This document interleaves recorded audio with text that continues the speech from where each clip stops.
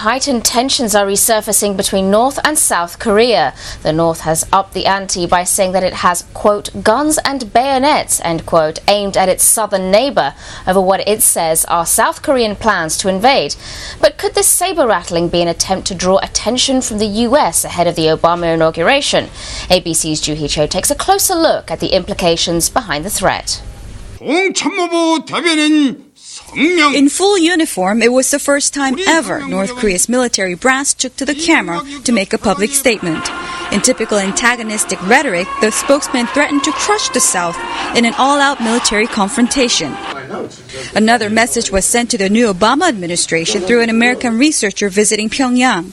North Korea has said very categorically and repeatedly on my visit that the 30.8 kilograms of plutonium declared in the declaration provided during the last phase of the denuclearization negotiations has been weaponized. Defense experts were busy this weekend conjecturing what that word weaponized actually meant. Most probably it may be that they've come up with a detonable nuclear warhead that may be topped on delivery vehicles, most likely the missiles. But again, that is just a guess. Make the other side guess as to where they are. And that's, of course, what is beautiful about bluffing. The opponents are always guessing, do they have nuclear weapons or do they not? Yet analysts say this is the way North Koreans talk, their way of saying, actually, we want to be friends.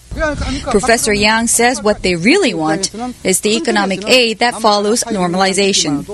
While the international community is talking about denuclearization, warheads, and missiles, ironically, average South Koreans here don't care, or at least don't think, that North Koreans will actually use those weapons against them. From what I know, North Koreans don't like to fight, he says. This woman says she has no opinion because she doesn't read news, like many others. And these girls think the two Koreas are close, so an attack is unthinkable. The reaction in Seoul explains how Pyongyang's saber-rattling is nothing new in this region. But analysts agree this time they mean business. Either live with a nuclear North Korea or befriend them with cash and aid. For Worldview, this is Joo Hee-cho, ABC News, Seoul, South Korea.